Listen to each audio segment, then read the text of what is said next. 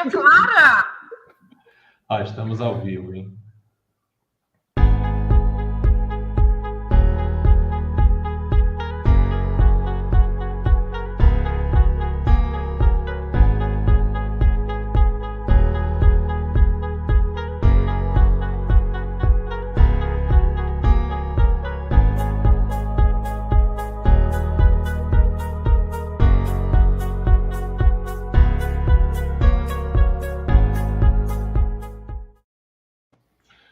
Olá, muito boa noite a todos que estão aqui nos prestigiando nesse momento importantíssimo que é falarmos sobre riscos cibernéticos, a tecnologia, como que ele pode ajudar também para que você possa se proteger nesse momento tão importante que o Brasil tem sofrido aí bastante ataque. Eu já estou aqui na tela com o Ricardo Galacho, que é o CEO da Tecnit, ele também vai se apresentar um pouquinho aqui para vocês já. E também temos a doutora Mariana Panerari, que é advogada especialista em Lei Geral de Proteção de Dados, essa sigla que está tão famosa por aí no mercado, né, sobre LGPD, que tipo de cuidado que a gente precisa ter, né, nesse momento tão importante. Então, seja muito bem-vindo a essa nossa audiência, a esse conteúdo que foi pensado com muito carinho para que você, sua empresa, o seu negócio, possa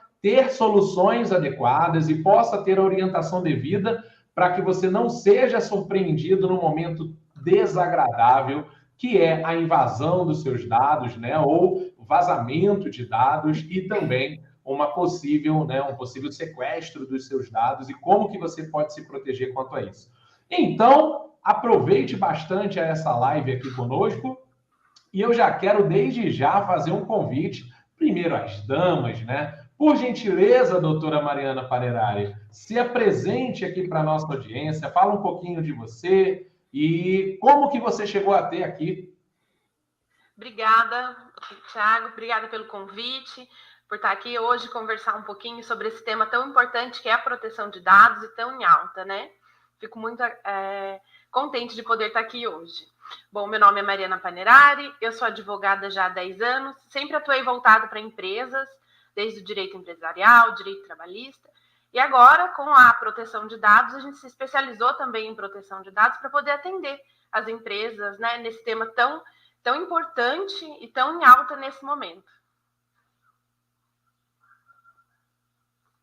Maravilha! E também nós contamos aqui com o meu amigo Ricardo Galacho, da Tecnit. Por gentileza, meu amigo, se apresenta aí para a gente.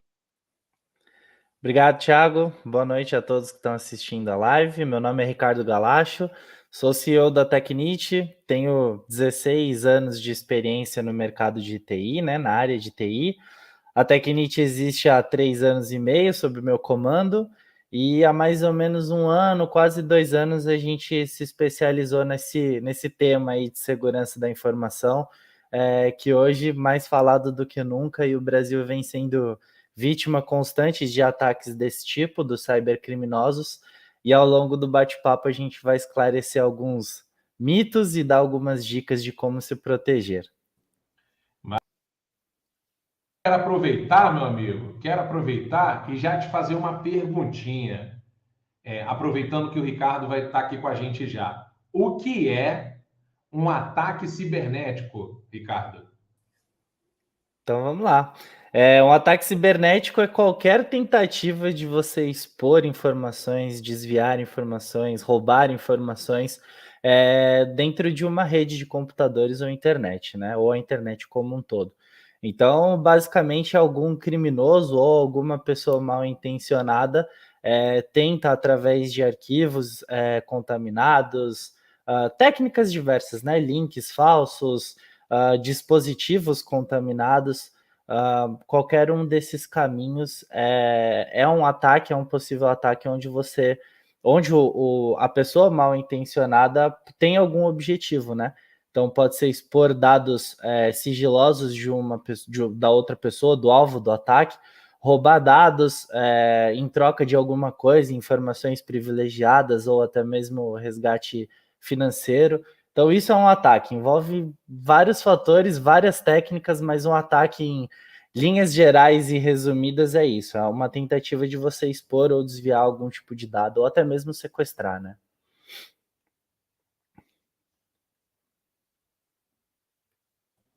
Maravilha. E aí eu quero agora convidar a doutora Mariana Panerari para poder já compartilhar aqui com a gente um conteúdo que também está em evidência, né? A gente está falando um pouquinho sobre isso também, do que seria, né? O que é a LGPD, como que ela surgiu, a LGPD, dentro do nosso mercado brasileiro, doutora? Então, Thiago, a proteção de dados, ela não é um tema novo, ela já vem, né, caminhando. A primeira lei de proteção de dados, ela é datada de 1973, na Suécia.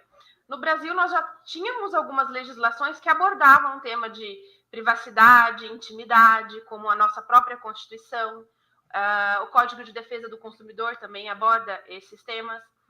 E com o avanço das tecnologias e inovações, se viu uma necessidade de ter uma lei específica tratando do tema. A nossa legislação, a Lei Geral de Proteção de Dados, ela nasceu espelhada numa lei, na Lei Geral de Proteção de Dados da Europa, né, a GDPR.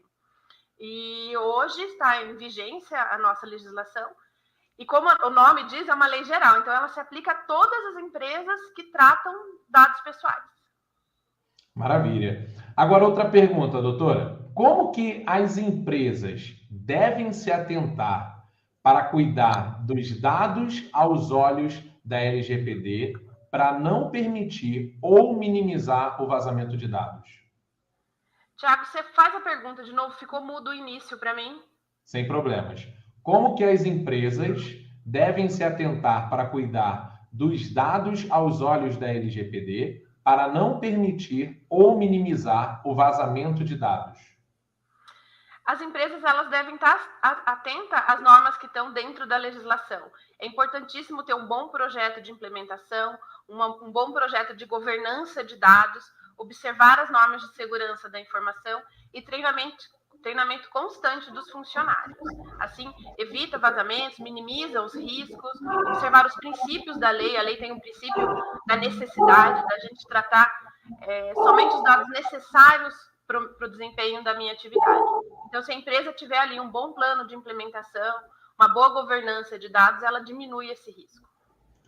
Maravilha. Ricardo, aproveitando aí dados que você falou um pouquinho sobre o ataque cibernético, aí você tem agora esse personagem aí que é chamado de né? Ransomware.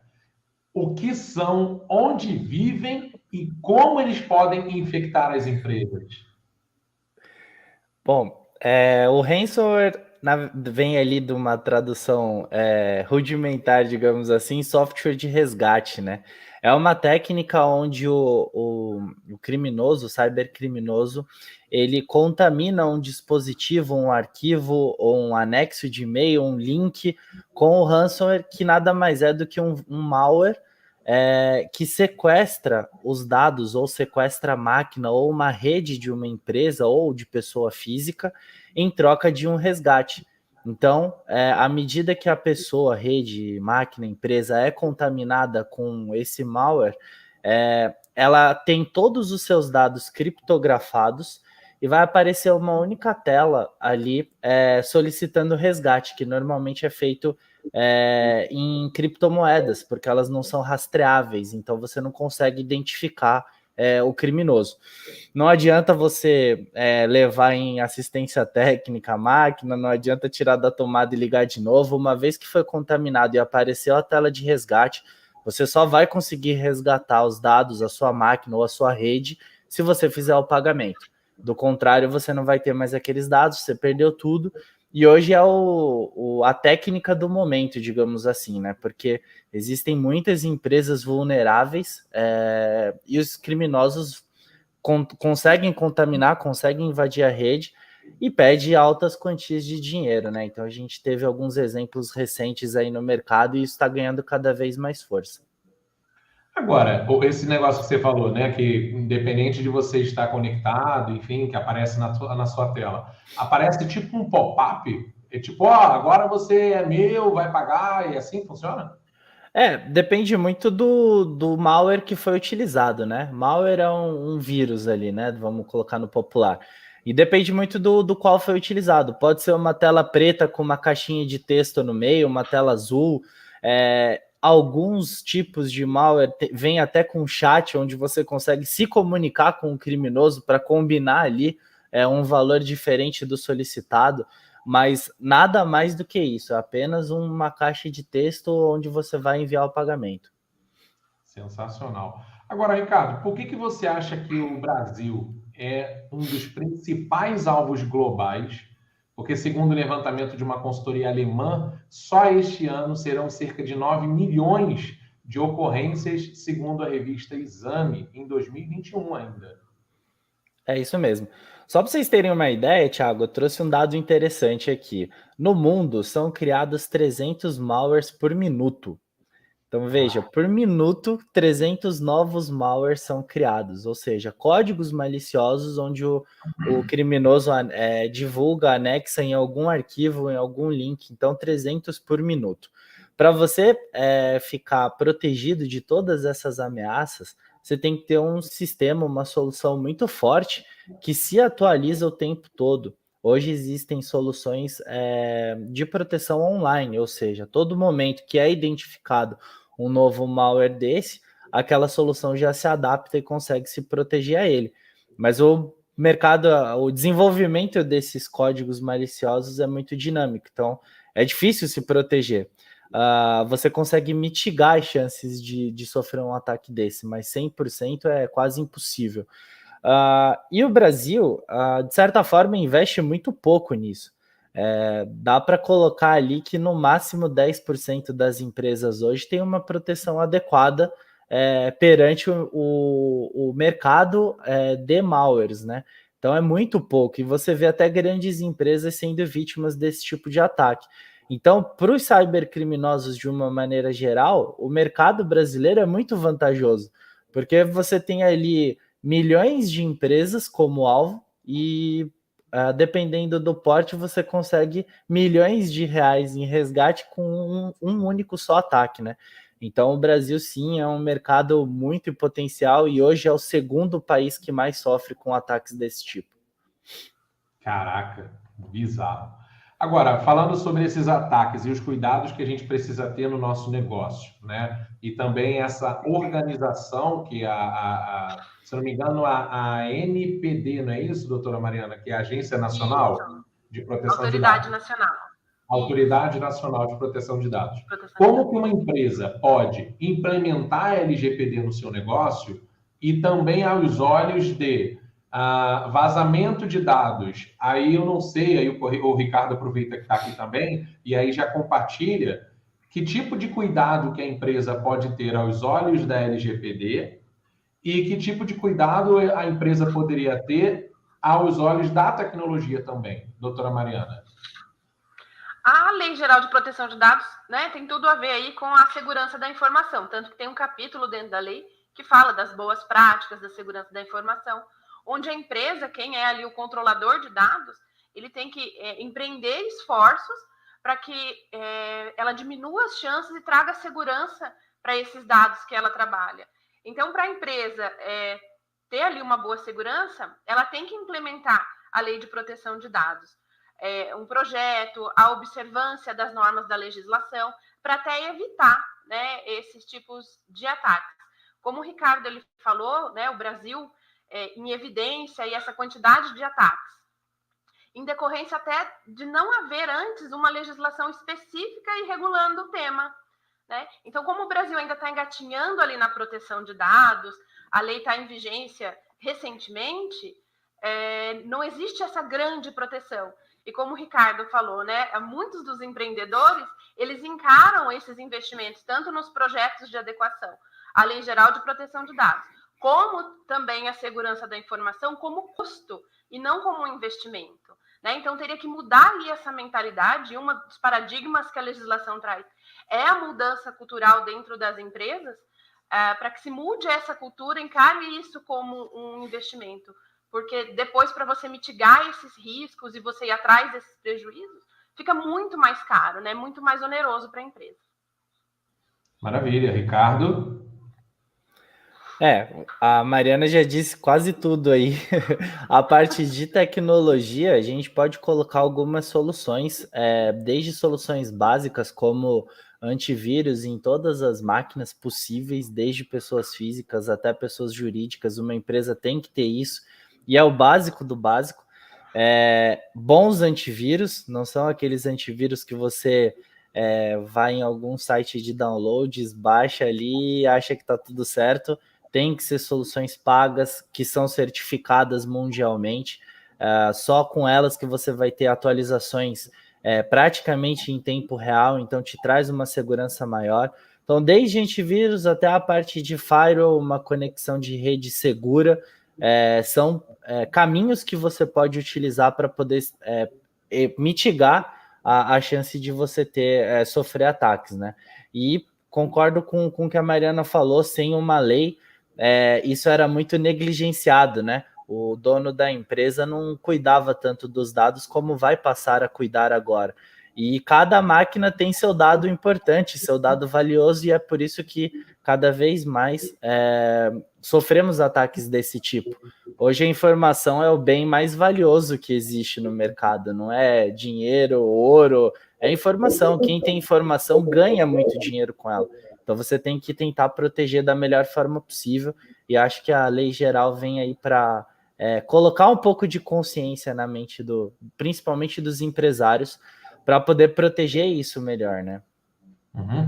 Agora, você falando sobre esses ataques, por que existem históricos de tantos hackers originados da Rússia? Por que lá e não em outros países, tipo Estados Unidos, que é um dos mais desenvolvidos? Por que sempre a escolha, ou por que eles situam-se lá? Existe alguma brecha na lei, ou alguma lei de dados, enfim? Cara, a resposta é muito simples, eles são muito inteligentes.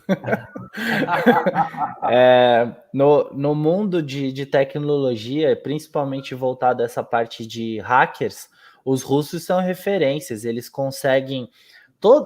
hacker de qualquer lugar consegue invadir um sistema, uma rede, uma máquina, mas os russos são já comprovados como ser mais eficientes, eles são mais rápidos no ataque. Então, o que um hacker de outro país faria em X tempo, o russo consegue diminuir pela metade, 3 vezes o tempo. Então, ele é muito rápido, é muito cirúrgico na invasão. Por isso que eles têm notoriedade no mercado aí. Caramba, mano. E aí fica aquela guerra. Um termo que você falou que não faz muito sentido. Como é que é? Guerra digital? Era isso que você comentou mais cedo? Isso. Explica um pouquinho isso. Por que não faz sentido? Na verdade, tem muita gente falando que isso pode ser... A gente esteja passando pela Guerra Fria digital, comparando com a Guerra Fria que todo mundo já conhece, né? Mas, na verdade, eu não entendo que seja um termo correto, digamos assim, porque os ataques partem de vários locais, não é só a Rússia, só a China, só o Brasil. O Brasil sofre muito ataque, mas ele ataca também. Existem criminosos aqui, então é de todo lugar e para todo lugar. Onde tem informação valiosa é um alvo em potencial, e é um alvo em potencial para todo criminoso, não só aqui, não só na Rússia, em qualquer lugar do mundo. Então, não é necessariamente uma guerra fria digital, é o mundo todo que está em conflito, digamos assim.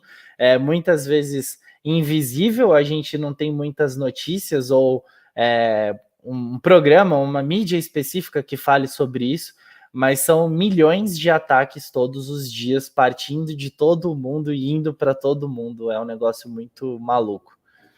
Bizarro. Agora, a doutora Mariana Panerari, quero fazer uma pergunta. Diante de todos esses ataques, qual é a importância da LGPD e como que ela funciona na prática para minimizar esses riscos? Eu ia falar para o Ricardo, né? Cuidado que essa live está sendo transmitida, né? Veja lá o que você vai falar dos russos. Inclusive, podemos sofrer ataques aqui. Exatamente. Espero que nenhum esteja entendendo português agora. Tem um tradutor, né? Vladimir Putin entra na sala. Então tá bom, brincadeiras à parte, né? A importância da LGPD e como que ela funciona na prática. Nós distribuímos dados o tempo todo, né? Essa inovação tecnológica, essa geração que a gente vive hoje, os tempos, né? Tanta informação, tudo tá ali na mão, o tempo todo a gente tá ali com o celular, ele tá monitorando o que a gente faz. Outro dia o Google disse para mim: Mariana, você esteve no Carrefour, conte às pessoas o que você achou de lá. Eu falei, como que ele sabe que eu estava no Carrefour? Que Google mais atrevido, né? Tomando conta da minha vida. Manda um boleto para ele. Então, a gente está nesse tempo todo distribuindo dados. É no Google, é no Netflix, que fica ali selecionando séries que talvez eu possa gostar, porque com base no que eu já assisti, ele acredita que eu possa gostar daquilo que ele está me oferecendo. O Facebook, que fica mandando, né, coleguinhas ali, olha, pessoas que talvez você conheça, fulaninho. Tudo ali é trabalhado com nossos dados. Né? A gente viu um tempo atrás que teve aquele app dentro do Facebook para você envelhecer sua foto. E as pessoas, elas não têm o costume de olhar políticas de privacidade, termos de uso. E ali, conforme você ia dando next, né, só aceitando que ele estava, né, para você poder ver ali como você ficaria mais velho, ele acessava a sua conta, os seus amigos, né, e ele traçava todo um perfil comportamental. E esses dados, eles podem ser utilizados para infinitas possibilidades, né? Então, a Lei Geral de Proteção de Dados, não só aqui dentro do Brasil, mas como em outros países também, que a gente tem uma legislação forte na Europa também, na qual a nossa é espelhada, ela vem trazer essa transparência no tratamento de dados. Então, para que você está usando os meus dados? Aonde você vai levá-los, né? Qual é o objetivo deles? Qual é a necessidade? Então, a lei geral, ela não vem mobilizar o negócio, inviabilizar o modelo de negócio. Eu posso, sim, tratar dados, mas eu tenho que ter cuidado, eu tenho que proteger esses dados, eu tenho que informar o titular de dados o porquê eu quero aquele dado, né? Porque o objetivo da lei é garantir à pessoa física, nós, titulares de dados, um total controle sobre os seus dados pessoais e garantir a segurança desses dados pessoais. Sem problema, show de bola. Eu quero, inclusive, agora fazer uma pausa para convidar toda a nossa audiência que, se quiser, faça perguntas aqui, porque consultoria de graça não é todo dia que a gente tem. E aí, doutora Mariana Panerari está aqui disponível e o Ricardo também. Imagina quanto não custa a hora desses especialistas. Então, pense com muito carinho na pergunta que você vai fazer e a gente coloca em destaque aqui na nossa live de hoje, tá bom? Agora, Ricardo, como que é feito esse sequestro de dados e como que acontece esses passos? Legal, uma boa pergunta. Eu vou tentar fazer uma brincadeira aqui para ilustrar bem como que você poderia sofrer um ataque ou ser vítima de um ataque. Então vamos supor, você, Thiago, estuda de noite numa faculdade, tem um arquivo lá que você precisa, você trabalhou esse arquivo no computador, e aí você espetou um pendrive lá para salvar esse arquivo e levar para casa, tá bom?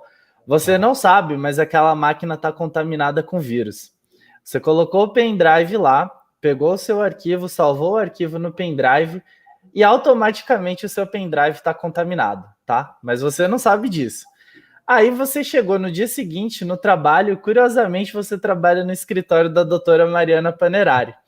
E aí o que você fez? Você foi lá, pegou seu pendrive, colocou no seu computador dentro da empresa e começou a trabalhar aquele arquivo, tá? Naquele momento, o computador da sua empresa foi contaminado com vírus, mas você também não sabe, tá bom? Seu computador, ele está conectado à internet através do modem ali de internet do escritório da doutora Mariana e ele está conectado à rede do escritório. Ou seja, a partir daquele momento, o seu computador está contaminando os computadores da rede do escritório e ele está vulnerável à internet. Ou seja, abriu uma porta para que qualquer criminoso da internet invada seu computador, sequestre sua máquina ou roube algum tipo de informação, entendeu? Então ali através de um pendrive inocente que você não recebeu mensagem, não viu vírus, não viu nada, você acabou contaminando todo o escritório e ainda abriu uma vulnerabilidade através da sua máquina de vir uma ameaça pior ainda da internet. Então, são coisas muito triviais que a gente faz hoje em dia que pode levar a um impacto muito maior dentro de uma empresa. Então, realmente tem que tomar bastante cuidado, se proteger. A doutora Mariana abordou um ponto bem legal, que é com relação a o que as grandes empresas fazem com os nossos dados. Ao mesmo tempo que chega a ser assustador você receber uma pergunta do tipo, você esteve neste local? A gente tem que lembrar também, vou fazer ali um advogado do diabo, que é bom você ter essa comodidade de algumas empresas terem alguns dados. Basta você proteger o que são sensíveis. Então, ter uma solução de segurança, ter bastante cuidado com isso, porque é legal você ter ali, por exemplo, se eu vou no Carrefour sempre, um exemplo, né? Vou no mercado da minha preferência, eu tenho ali algum privilégio em eles saberem desse tipo de rotina que eu tenho, né? Um restaurante, ou sempre o mesmo delivery. Então, isso pode ser bom para a gente, mas a gente precisa sim tomar bastante cuidado em como proteger os dados para isso, tá? Exatamente. E aí tem a pergunta da Tânia Veloso, nossa amiga, primeiro, e também boa noite a todos aqui que estão aqui nos prestigiando. A Patrine lá já batendo palminha para a Tecnit. Boa noite, Patrine. Temos aí a Tainá, o Antônio, a Maria, a Sara, minha amiga lá da Porto Seguro, Lucas, o melhor engenheiro de São Paulo, Gisele da Modelo Contábil e a Tainá também, que é especialista em tributação, né? Fazer com que a gente fuja desse fisco e ganhe benefícios fiscais aí, por aí vai. Tainá perguntou para a doutora Mariana, como as pequenas empresas podem se adequar à LGPD, doutora? A norma ela vai ser idêntica, né? Tanto para as grandes corporações como para as médias e para as pequenas empresas. É observância da lei, é um projeto de implementação. Claro que ele vai ser menor, né? Dentro das grandes corporações, eu preciso criar um comitê de proteção de dados, porque pensa, eu tenho que cercar por onde todos esses dados entram, né? Numa pequena empresa, a entrada de dados vai ser menor, de repente, as empresas às vezes contam com o Equipe, né? Então, ali facilita. Então, é um projeto menor de adequação de proteção de dados. Mas é a mesma legislação, são as mesmas normas, né? Só é um pouco mais simples por conta de ser uma pequena empresa. Maravilha. E a Tainá também perguntou para o Ricardo como as pequenas podem, né, se proteger com baixo custo. Maravilha. Para você ter uma ideia, existem soluções muito boas no mercado que custam por máquina a partir de R$20 por ano.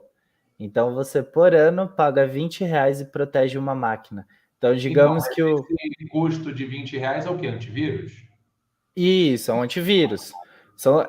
Hoje em dia nem se fala muito antivírus, né? São mais soluções de segurança, porque é um pacotão com mais coisas do que simplesmente um antivírus, né? A gente trabalha com soluções boas, a gente presta consultoria também, como você já falou, mas é isso, a partir de R$20 por ano, uma máquina. Então, uma empresa de 20 máquinas, por exemplo, pagaria R$400 por ano para proteger dados extremamente valiosos. Uma empresa pode perder seu histórico, pode perder até seu negócio por um valor, de certa forma, irrisório. Então, acabou aquele mito de que é muito caro e etc. Hoje você tem de maneira bem acessível. Agora, aproveitando que você falou sobre antivírus, né? Ou soluções, o quê? Soluções de segurança. Soluções de segurança. Qual é a diferença, né? Ou se existe mais de uma, diferença entre eu ter um Avast, um Bitdefender, um Norton Antivírus, Kaspersky, dentre outras aí do mercado, para uso doméstico ou corporativo, e também pensando que agora esses dois se misturam, né? Que aí você tem o doméstico / corporativo no home office. Em uma linguagem geral, o uso não muda, tá? Você vai proteger uma máquina, seja em casa ou seja na empresa, no ambiente corporativo, da mesma forma. Alguns têm peculiaridades, por exemplo, algumas marcas já têm uma espécie de antivírus ou solução online, onde roda-se apenas um agente na máquina, mas toda a camada de segurança é em nuvem. Então, diferente de antigamente, onde você instalava um antivírus e sua máquina virava uma carroça, hoje em dia são ambientes de teste em nuvem que testam as ações do seu computador o tempo todo, então não puxa processamento da sua máquina, né? Todo o processamento é feito em nuvem.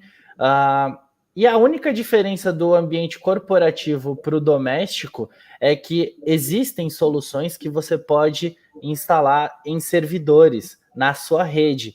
Então, uma única solução instalada na rede, protegendo todas as máquinas. Você não vai ter isso no uso doméstico. No uso doméstico, você vai ter por máquina, né? Ou dispositivo. Tem antivírus para celular, por exemplo. No corporativo, você pode optar por colocar em máquina por máquina ou de maneira centralizada, um único servidor fornecendo segurança para todas as máquinas, entendeu? Entendi. Agora, sobre essa visão, né, do antivírus ou soluções, doutora Mariana, quais são os cuidados que a empresa precisa ter, tanto com os funcionários, com tantos funcionários, né, longe dos seus olhos e com redes de internet mais vulneráveis, ou seja, aí me corrija se eu estiver errado, Ricardo, na empresa você tem ali acho que é VPN que chama, né, as conexões bem criptografadas.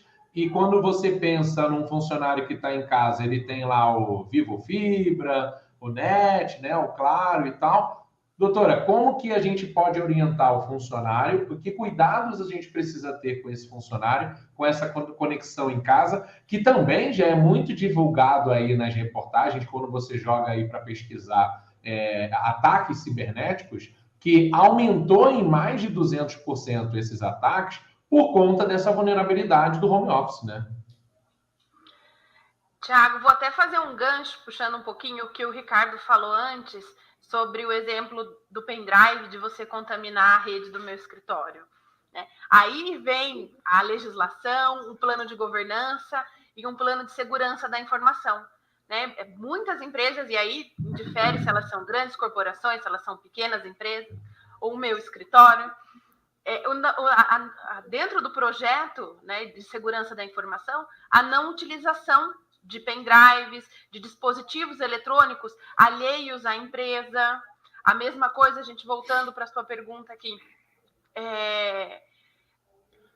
o projeto de governança ali para os funcionários que estão em casa, como que eles devem tratar os dados, se eles vão ter acesso à rede da empresa ou não, se essa rede tem algum firewall, algum dispositivo de segurança para isso. A empresa deve disponibilizar isso, trazer essa segurança para o funcionário em home office e também dispor do treinamento para o funcionário.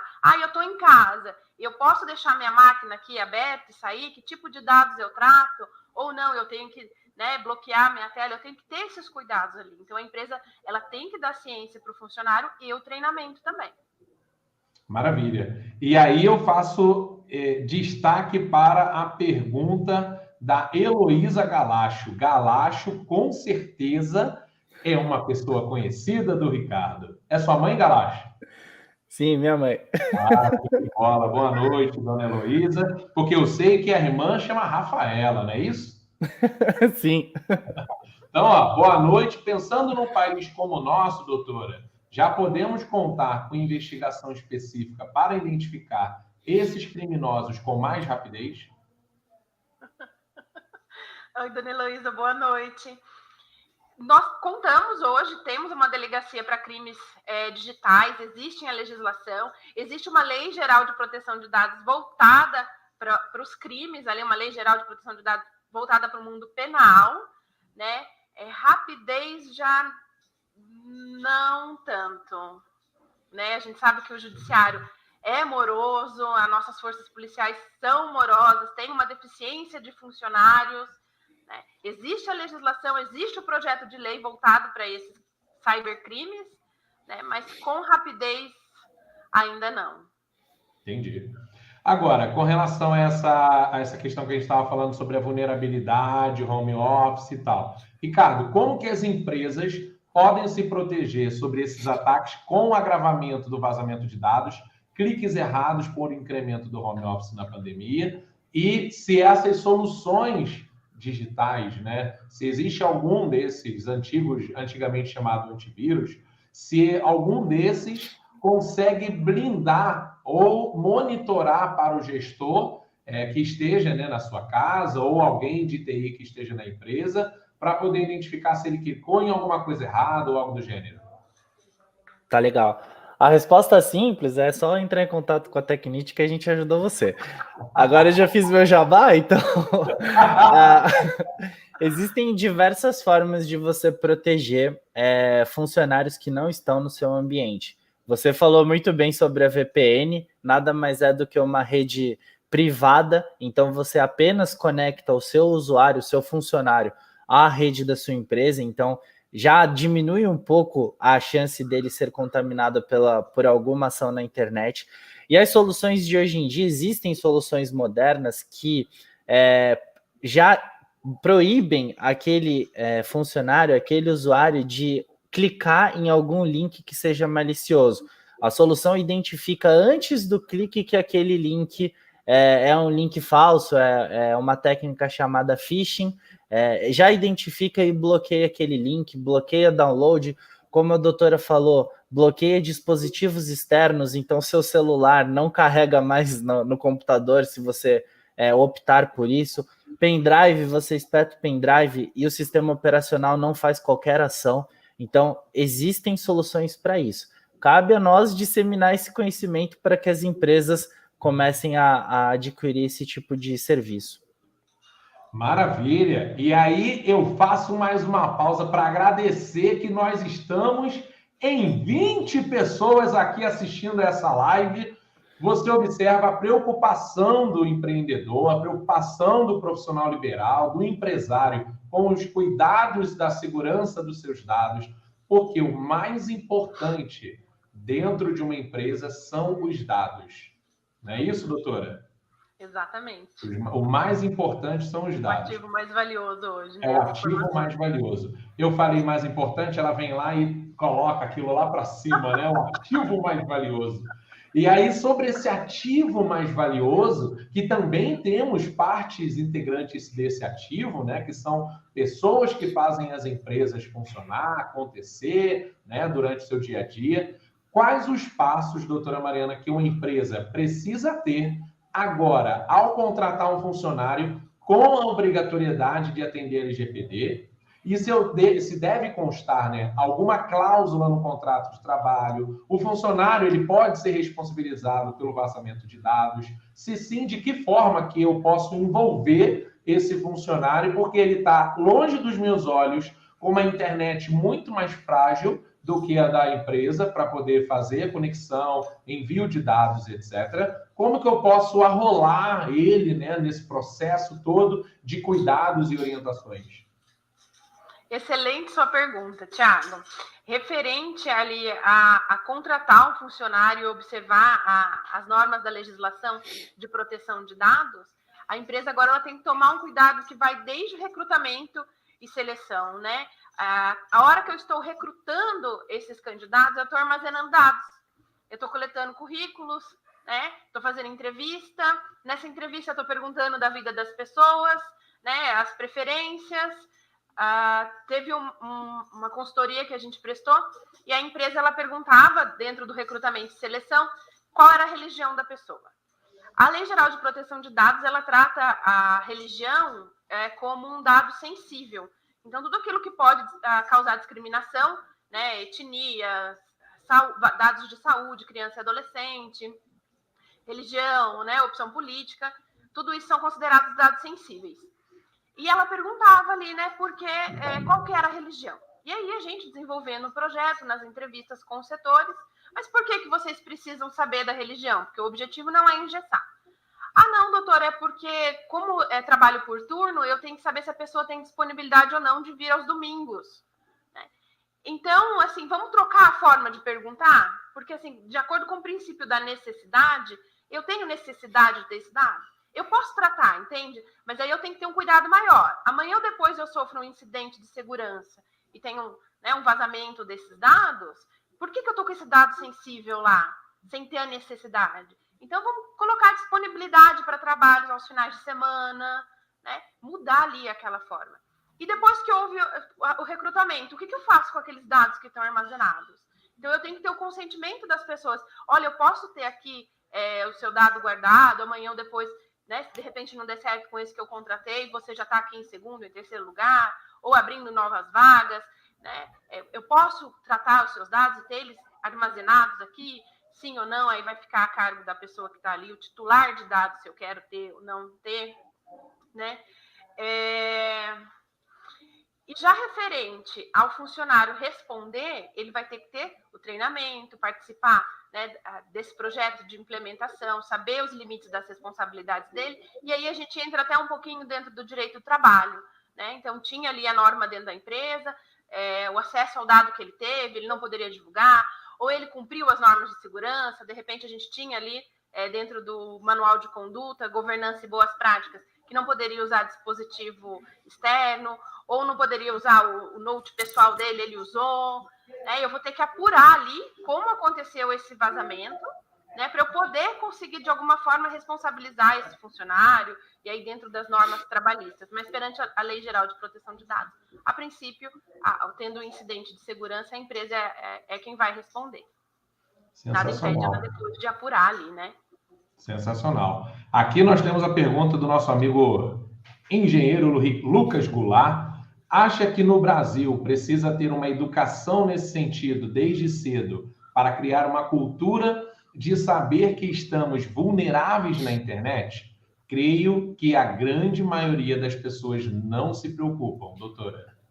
Não se preocupam. É necessário. Tanto que uma das normas ali da legislação, não normas, mas dos princípios ali, e o que a gente imputa referente é a mudança de cultura, né, dentro das empresas.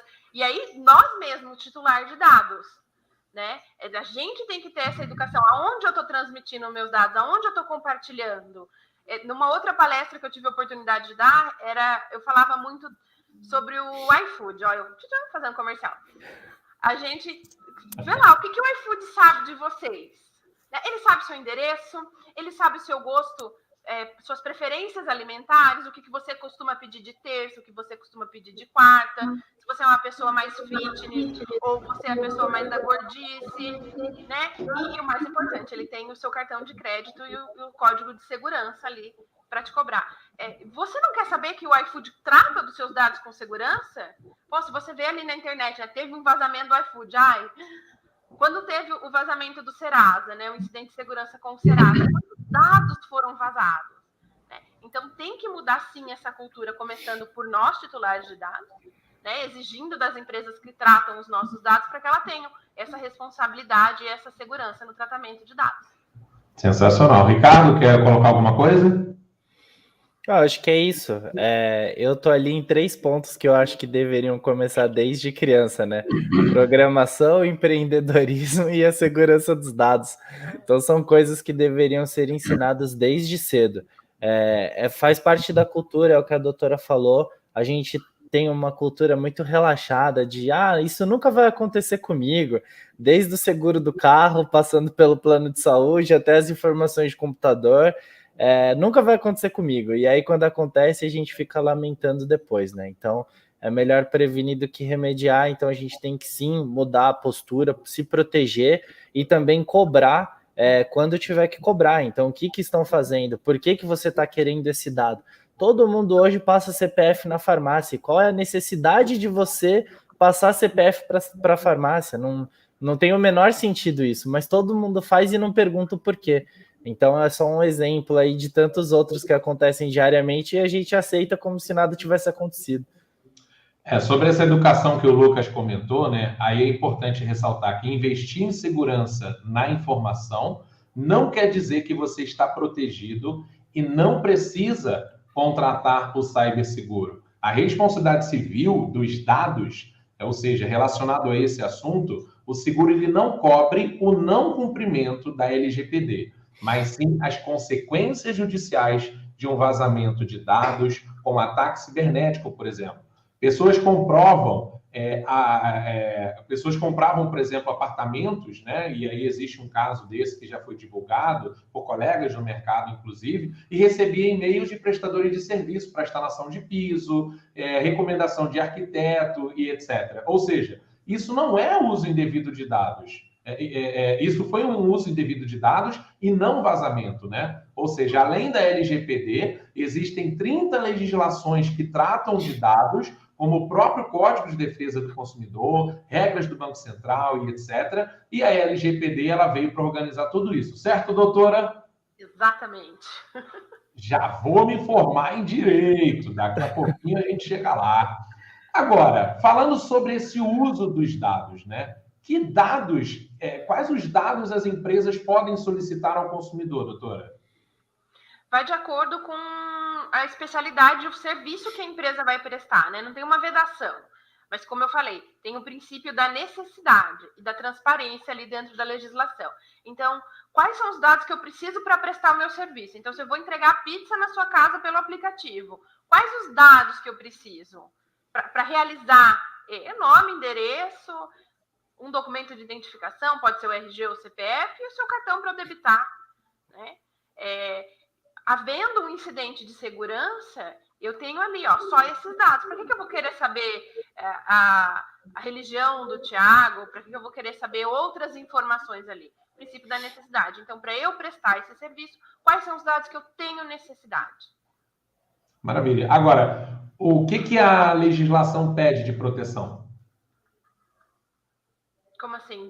Por exemplo, quando eu disponibilizo os meus dados para uma empresa usar para alguma finalidade, que tipo de proteção eu tenho de que ela vai usar os dados com aquele objetivo fim e não para compartilhar, como é o caso aqui do compartilhamento da construtora com prestadores de serviço. Com prestadores de serviço, entendi. A gente tem que ficar atento ali, né, às empresas, aonde a gente distribuiu esses dados, e aí depois, como foi no caso da construtora, através de denúncias, e aí tem a Autoridade Nacional de Proteção de Dados, no qual você pode ter um canal ali de atendimento e relatar as ocorrências relativas ao vazamento de dados, ao uso indevido de dados. Olha, eu não dei autorização, né? Como que essa pessoa está me ligando? Foi porque eu comprei o apartamento na planta? Então, a empresa, dentro dos princípios da legislação, e aí a gente tem o da transparência, que eu colhi o seu dado para essa finalidade, para essa finalidade. Então, se eu colhi o seu dado para te vender um apartamento e eu não tenho o seu consentimento ou outra base legal ali enquadrada para compartilhar esses dados, eu não posso fazer esse uso indevido. Então, as empresas elas têm que estar atentas ali. Por isso que é importante um projeto de implementação. O que eu posso fazer e o que eu não posso fazer. E qual é a finalidade do meu tratamento de dados. Sensacional. E aí nós temos o Márcio Romani. Obrigado, Márcio, pela sua presença aqui. Ele comentou, que eu imagino que seja a seara do Ricardo Galacho, sobre a blockchain veio para fazer essa blindagem, pois não temos essa segurança 100%, pois somos vulneráveis. E complementando, pois atrás de uma tela temos uma mão de obra do ser humano e tudo começa aí, né, Ricardo? Isso daí. Bom ponto aí do Márcio. Eu costumo dizer que a blockchain ela é tão revolucionária como a internet foi ali em meados dos anos 80. Então, antes da internet, o mundo era completamente diferente. Veio a internet, tudo mudou, continua mudando. E a blockchain, a gente já está vivendo esse momento, essa nova tecnologia. E em breve, sim, vai ser algo muito diferente do que a gente entende hoje.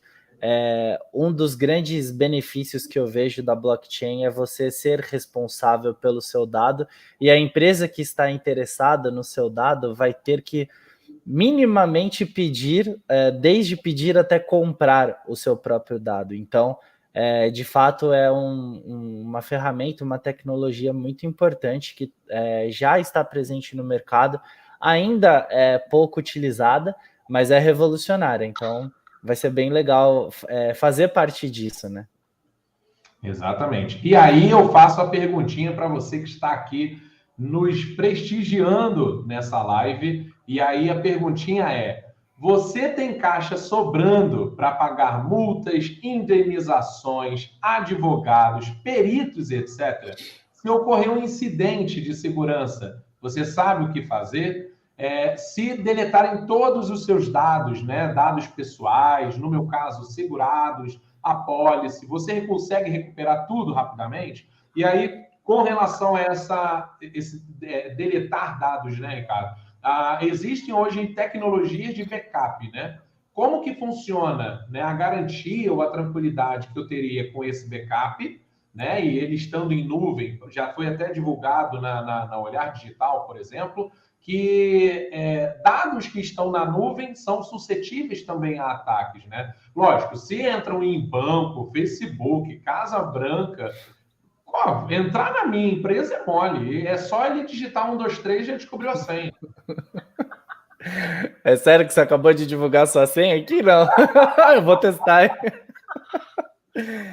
Sim, existem várias formas de você fazer backup, desde backup nas antigas fitas, que a gente chama, até hoje em dia as soluções mais modernas em nuvem, desde rotinas de backup, até você mesmo ter ali um espacinho, um armazenamento em nuvem e enviar manualmente seus arquivos para lá. Mas é imprescindível que você tenha o backup da tua empresa, seus dados dos seus clientes, documentos, enfim. Existem para empresas relativamente maiores, digamos assim, até ambientes que a gente chama de disaster recovery, né? Então, recuperação de um desastre, caso você perca tudo no teu ambiente, existe ali um outro ambiente, pode ser online ou pode ser fisicamente, onde seus dados estão replicados e você perdeu ali a tua empresa naquele momento, mas você recupera a partir de outro lugar. Então, tudo tem solução, mas você tem que se precaver, tem que estar preparado para aquilo, não achar que não vai acontecer com você, porque você pode ser a próxima vítima. Então, é importante entender o que tem à nossa disposição, e só sofre com isso quem realmente não se prepara, e aí você se protegendo, você não vai sofrer esses impactos. Agora, mediante a isso, né? Aí eu pergunto para você, Ricardo, e também complementando a doutora Mariana. Com o distanciamento, né, o isolamento social, o distanciamento nas ruas, né, para que você não vá nas lojas, nas empresas, né, adquirir um produto ou serviço, muita gente foi para online. Qual é a diferença, Ricardo, de eu ter ou não no meu site, né, ou construir um site com aquele tal do HTTPS, com um cadeado, eu coloco meus dados ali, né, como que esses dados são tratados, ou a segurança que eu tenho com isso, e como que a LGPD enxerga o possível vazamento de dados também, a doutora Mariana complementando, vindo dessa, né, eu estou querendo comprar um produto, eu vou colocar ali no cartão de crédito, no Mercado Livre, ou qualquer coisa do gênero. Como que a gente consegue blindar a nossa empresa na rede, no virtual, e quais os cuidados, né, que a gente precisa ter aos olhos da legislação? Bom, vou lá. O cadeadozinho que você comentou nada mais é do que o certificado SSL, né? Todo site de confiança tem que ter esse cadeado, tem que ter esse certificado. Prova que minimamente tem ali uma preocupação com segurança. Ainda assim, recomenda-se que você faça operações, compras em sites de fato confiáveis, né? Então, grandes empresas ou que tenha esse certificado, existem até homologações ali embaixo no rodapé do site que mostra que aquele site é confiável. Então, desconfie de negócios maravilhosos da China, onde uma TV custa R$100, não vá cair nessa, não coloque seus dados lá. Então, procure sempre essas características para você não correr risco de ter seus dados roubados. E com relação à lei geral que você comentou, acredito que quando você desconfiar de alguma coisa, você tem que denunciar. A lei serve para isso. Não vai ter ao meu ver, pelo menos a doutora pode me corrigir, mas não tem um fiscal batendo de porta em porta falando: olha, tá tudo certo aí. Nesse primeiro momento, eu acho pouco provável, mas cabe a nós, como cidadãos, identificou, denuncia, porque a lei serve para isso. ela está esperando as denúncias para você se resguardar de algum tipo de ameaça. Então, acredito que esse seja o caminho. Doutora? Exatamente, né? A Autoridade Nacional de Dados, ela vai ali fiscalizar no primeiro momento a partir de denúncias. Né? Então, quando a gente se sentir lesado, a gente pode buscar a Autoridade Nacional de Dados. E aí, para os empresários que vão trabalhar com e-commerce, eles devem se blindar, tanto na segurança da informação, que é importantíssimo, né, ter esses certificados, fazer a venda segura, ter essa proteção, ter o projeto de implementação, porque eles vão estar tratando esses dados, vão estar armazenando dados de cartão de crédito, nome, endereço, preferências, que presente compra, qual que não compra, onde manda entregar, né? Então, ela está ali fazendo esse tratamento de dados. Então, ele tem que se cercar de proteções, né, para trabalhar dentro das normas estabelecidas pela legislação. E evitar prejuízos maiores, porque quando a gente fala em Autoridade Nacional de Dados, nós estamos falando de multas previstas ali na legislação, advertências, que são feitas pela Autoridade Nacional de Dados. Ao mesmo tempo, eu estou infringindo outras legislações, né? Todo aquele que causar ato ilícito tem o dever de repará-lo, Código Civil. Então, se eu causei como empresário um ato ilícito, né, um dano para você, patrimonial ou extrapatrimonial, eu vou ter que te indenizar. Então, existem as demandas que vão vir também por infração ao Código de Defesa do Consumidor, com esses vazamentos de dados que tem previsão lá, dentro da lei civil, né? Então, o empresário ele tem que estar ali atento às normas para ele poder trabalhar certinho e não ter essas demandas extras, porque como você falou, e aí, né? É perito, é advogado, é só gasto. Exatamente. E aí, para esses gastos que você pode ter, o seguro cibernético ele é uma proteção adicional às empresas, Exatamente. ou seja, uma pólice que visa amparar perdas financeiras decorrentes de ataques virtuais maliciosos, ou mesmo de incidentes decorrentes de erro ou negligência causados internamente na companhia, que resultam em vazamento de dados e outros danos ligados ao sigilo da informação. E alguns segmentos destinados à contratação de seguro hoje, comumente, né, normalmente buscados por esses setores, são segmento de saúde, né, como aconteceu o vazamento lá, ou o bloqueio de dados lá por hackers no laboratório, pedindo resgate, etc. Como varejo, educação, instituições financeiras, telecomunicação, tecnologia da informação, indústrias, ONGs, prestadores de serviços, dentre outros. E aí existem alguns mitos, né, que alguns empresários podem citar aí sobre os maiores mitos da segurança da informação, que aí um deles não somos um alvo, somos muito pequenos ou não temos ativos de valor para um cybercriminoso. O outro não precisamos de tecnologia de segurança avançada instalada em todos os lugares. Ou nossos backups, como a Ana Mira colocou aqui também, nossos backups fornecem imunidade contra o impacto de ransomware e nossos funcionários entendem a segurança. Ricardo, tem alguma coisa que impede desses caras invadirem os nossos dados? Infelizmente, nada impede. A gente diminui muito o risco. Dá para diminuir bastante, mas impedir é muito difícil de você afirmar isso, né? E como você bem falou, a questão é se proteger. Esse é o grande ponto. Você tem que tentar se precaver ao máximo, porque a ameaça pode vir de qualquer lugar. Se for uma pequena empresa e você for atacado, não pense que por ser pequeno não vai. Se você é pequeno, acabou seu negócio. Você não vai se recuperar. O grande consegue se recuperar, porque ele tem ali orçamento para, na pior das hipóteses, pagar o resgate e ter suas informações de volta. O pior alvo é o pequeno, porque o pequeno acabou. Se ele não tiver protegido, ele simplesmente perdeu a empresa. Então ele fica na obrigação de ter que pagar aquilo, né? Então não pense que por causa do pequeno porte você está livre. Pelo contrário, acaba sendo uma ameaça ainda maior, porque você vai se sentir obrigado a pagar, enquanto o grande pode buscar outras soluções, entendeu? Exatamente. E aí, com relação a isso também, a gente sempre cita, né? Quando as pessoas perguntam, empresas que possuem vários backups estão seguras? A resposta é não, pois backups são extremamente necessários mas não evitam os seguintes prejuízos: lucro cessante, reclamação dos clientes que tiveram dados vazados, multas e sanções administrativas de órgãos reguladores, danos à imagem da empresa, despesas milionárias com advogados da Mariana Panerari, despesas para notificar os clientes, despesas com inventário, ou seja, tudo isso é importante, por isso tudo que é importante você ter a segurança de dados. Agora, pensando nessa segurança de dados, doutora Mariana, como faz para o consumidor saber se a empresa tem proteção de dados? Existe alguma forma? Tiago, questionando as empresas.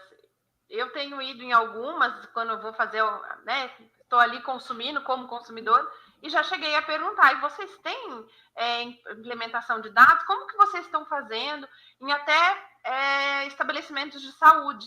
Outro dia eu precisei fazer um exame de sangue na minha filha, e o laboratório que eu levei, a primeira coisa que eles, depois de pedir carteirinha e tudo, era me dar o consentimento, porque para tratar dados sensíveis eu preciso do consentimento.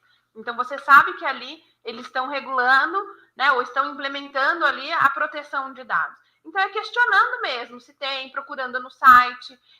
A lei, ela determina que tenha um encarregado de dados, que é a pessoa que ficará ali entre o titular, nós, consumidores, titulares de dados, a Autoridade Nacional de Dados e a empresa. Ele vai fazer esse meio de campo, é o encarregado de dados.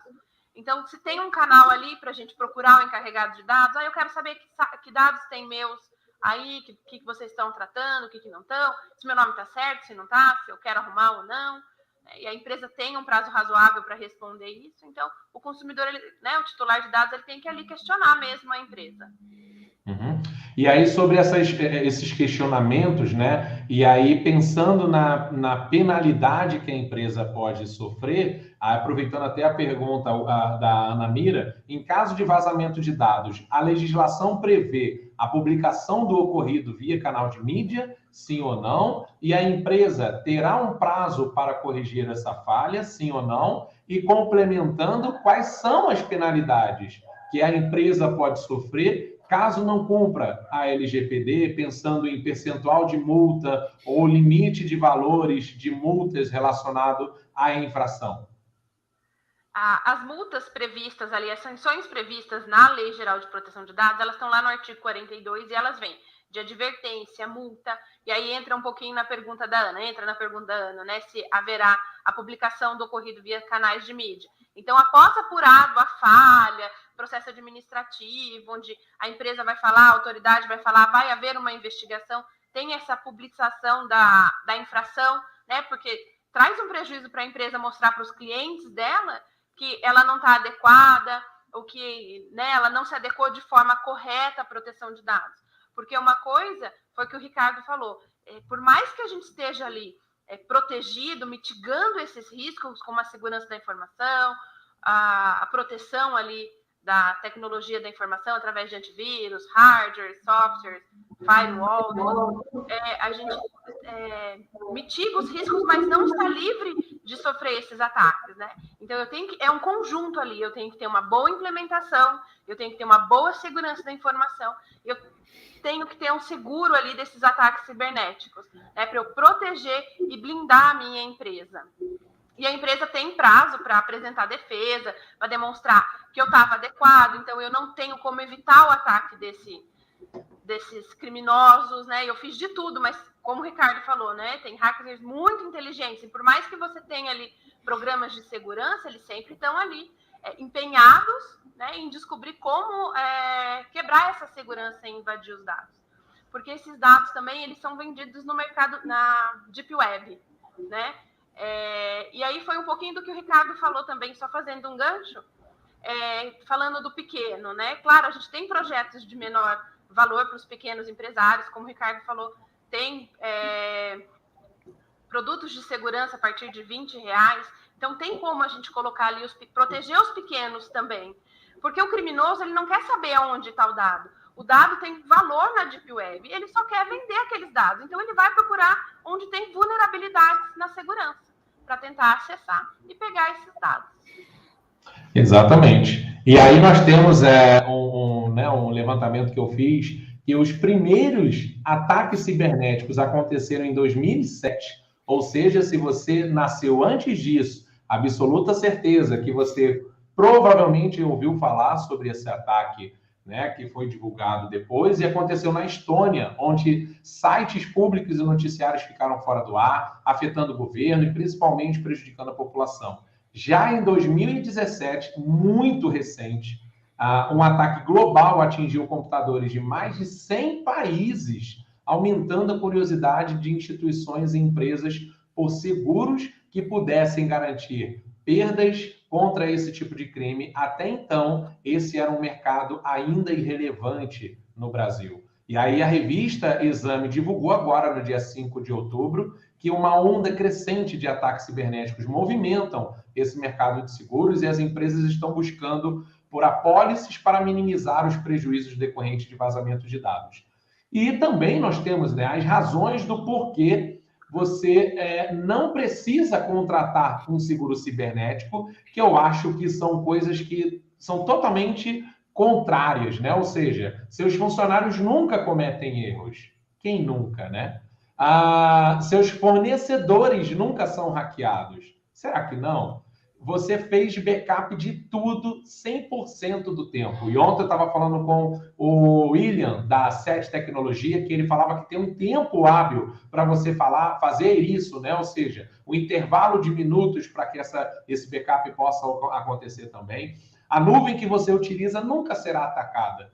Se eu utilizo o OneDrive, Google Drive, Dropbox, e os caras usam ferramentas totalmente criptografadas, absoluta certeza que isso, num piscar de olhos, isso vai acontecer. Faz sentido isso, Ricardo? Sim, faz todo sentido. Vou aproveitar o gancho para dar uma estatística. A gente tem um serviço que faz um levantamento de todos os ataques mapeados durante todos os dias no mundo. E aí eu estou pegando o número aqui. O último dia que a gente rastreou foi no dia 5 de outubro. Dia 5 de outubro foram 1.604.000 ataques só no Brasil. No mundo foram 8.250.000, arredondando ali. Então, por dia, só o Brasil é vítima ali de 1.600.000 ataques.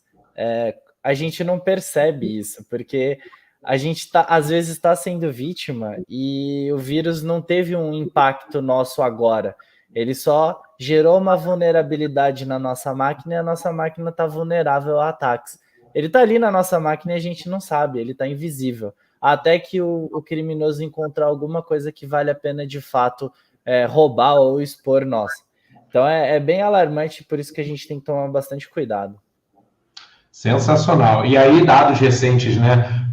Aí eu pergunto para você, Ricardo, qual é o cuidado, né? Ou seja, quando pensar se é o momento de você pagar um resgate ou não de dados, e existe alguma conta que a empresa deve fazer sobre o vazamento, a tratativa desses dados? Como é que funciona isso na prática? Porque existe até casos recentes, né, de hackers que atacaram duas seguradoras relevantes, a CNA, que pagou 40 milhões de dólares para o resgate dos dados, ou seja, para voltar a ter acesso aos dados dos segurados, e a AXA, uma das maiores seguradoras do mundo e cada vez mais atuante no Brasil. Mas também nós temos Accenture, nós também temos outras empresas grandes, né? A CVC, enfim, todas essas, Renner, pegar dados invadir sistema de cartão de crédito.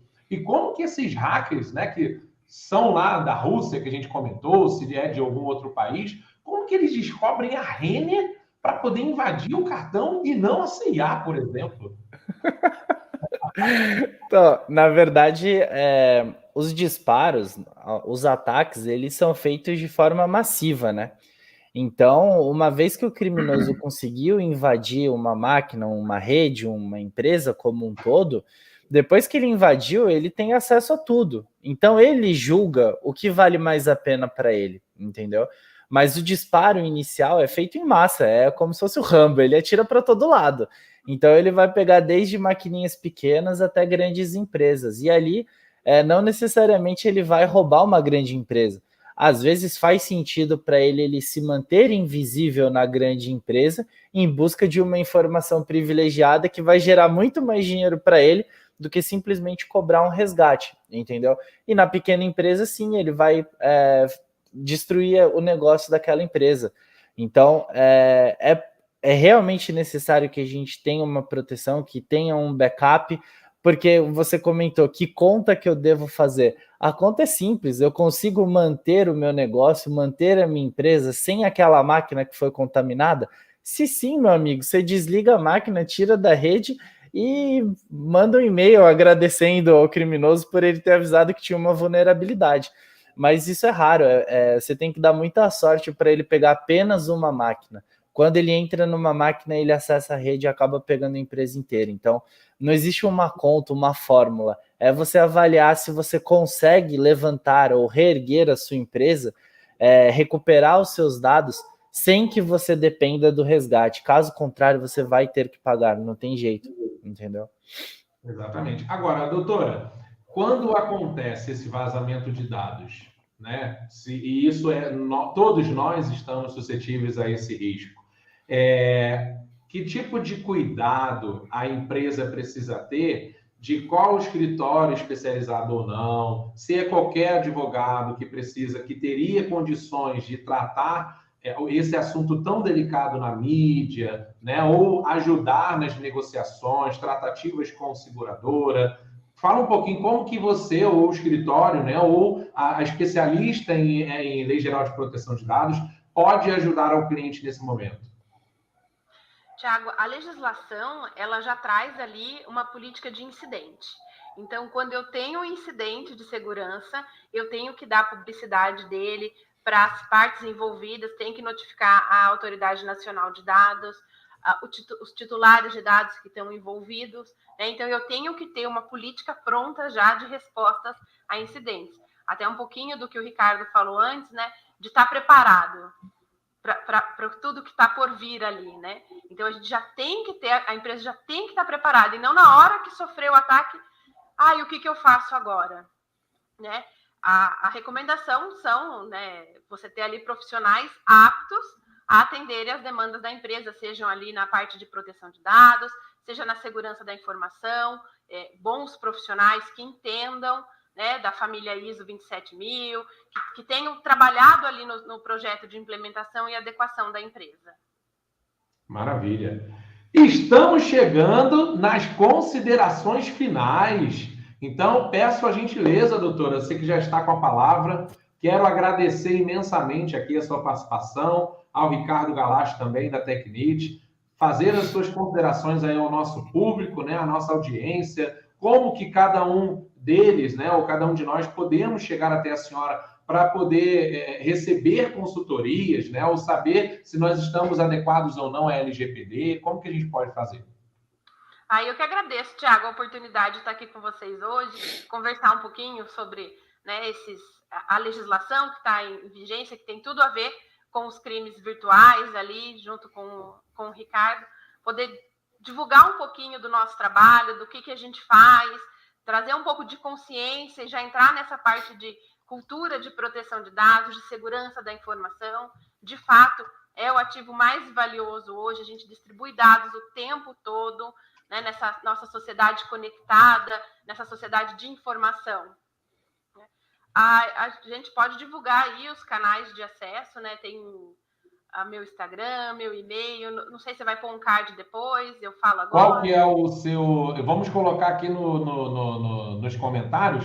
A nossa produção está aqui atenta para poder compartilhar aqui como que a gente te acha no Instagram, qual é o seu e-mail, o seu telefone, para que a produção possa compartilhar aqui. Legal. Meu Instagram é muito fácil, é o meu nome, Mariana Panerari, mariana.panerari. Tem bastante matéria também referente à proteção de dados no LinkedIn, também é facinho me achar, Mariana Panerari. O meu escritório tem o site também, é Panerari Assessoria. Aí fica bem fácil de encontrar. Sensacional, obrigado mais uma vez. Obrigada. Ricardo, por gentileza. Bom, primeiramente agradecer a oportunidade da gente bater esse papo. É um tema tão importante hoje que está em evidência, principalmente aqui no Brasil. Agradecer a doutora pelo conhecimento que ela passou para a gente, porque não é fácil, direito é bem difícil, então a lei tem suas nuances e é bem legal trocar essa informação. Bom, nas redes sociais, basta procurar por Tecnit, vocês vão encontrar a empresa lá tranquila, bem fácil. Tem meu contato também aí no chat. Nas redes sociais, procurar pelo meu sobrenome, que também não é tão comum assim, né? Então é só procurar Galacho que já acha. E é isso, obrigado mais uma vez. Estou à disposição. Se alguém quiser tirar alguma dúvida também, só entrar em contato comigo, é bem tranquilo, respondo rapidinho e é isso. Valeu. Sensacional. E aí o nosso fechamento, né, pessoal? Agradecendo aí a audiência por vocês estarem aqui com a gente também. E o que fica claro é que os ataques podem ocorrer a qualquer empresa, independente do porte.